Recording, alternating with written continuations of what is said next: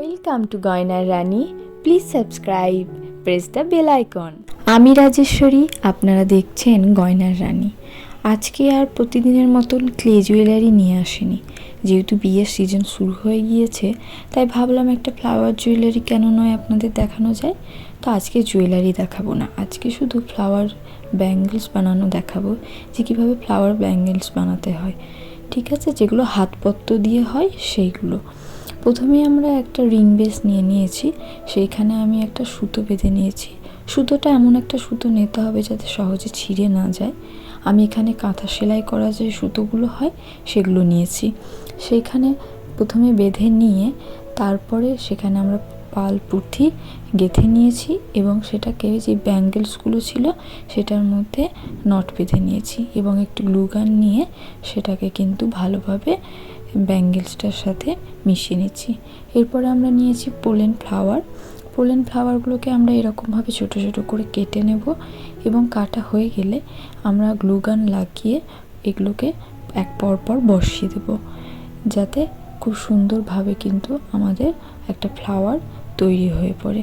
আমি এখানে দুই ধরনের কালার ইউজ করেছি, একটা রেড আর একটা পিঙ্ক। আপনারা চাইলে আপনাদের ইচ্ছে মতন কালার ব্যবহার করতে পারেন। আমি এখানে 3 দিকে দিয়েছি এবং মাঝখানে একটা ফোমের যে রোজ ফ্লাওয়ার হয় ইয়েলো কালার সেটা দিয়েছি। আপনারা চাইলে এখানে রেড কালারেরও দিতে পারেন। এরপরে ব্যাঙ্গেলসটাতেও আমরা কিন্তু একই রকমভাবে এই ফ্লাওয়ারগুলো বসিয়ে দেবো। প্রথমে দেখলেন একটু গ্লু নিয়ে আমরা দুই সাইডে প্রথমে পিঙ্ক ফ্লাওয়ারটা দিলাম, এরপরে মাঝখানে কিন্তু আমরা ইয়েলো ফ্লাওয়ারটা দিলাম। একই রকমভাবে তার ঠিক অপোজিট সাইডে আমরা একই রকমভাবে ফ্লাওয়ার বসাবো এবং তারপরে তার যে সাইড দুটো আছে সেই সাইডের অপোজিটে এবং মানে সামনাসামনি আমরা কিন্তু ফ্লাওয়ারটাকে বসাবো এবং মাঝখানে যেইটুকু আমাদের গ্যাপ থাকবে সেইটুকু গ্যাপে আমরা আবার সেই পোলেন ফ্লাওয়ারগুলো বসিয়ে দিয়ে এই ফ্লাওয়ার্সটা রেডি করব। ব্যাস, তাহলে কিন্তু এই সুন্দর ব্যাঙ্গেলসটি রেডি হয়ে যাবে। আপনাদের এই ভিডিওটি কেমন লাগলো জানাতে একদমই ভুলবেন না, অবশ্যই জানাবেন কমেন্ট বক্সে।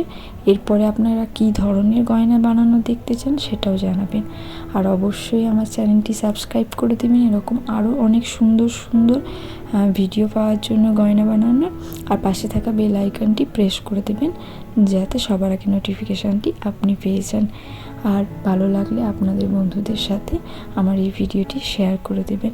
আমি সবসময় চেষ্টা করব আপনাদের প্রতিদিন নতুন নতুন কিছু সুন্দর ডিজাইন বানিয়ে দেখার জন্য। আপনারা যদি চান যে আমি নেকলেস এবং ইয়াররিং মাঙ্গটিকা এগুলোও বানানো দেখাই তাহলে অবশ্যই কমেন্ট বক্সে জানাবেন। এটা ফাইনাল লুকটা এরকম ছিল।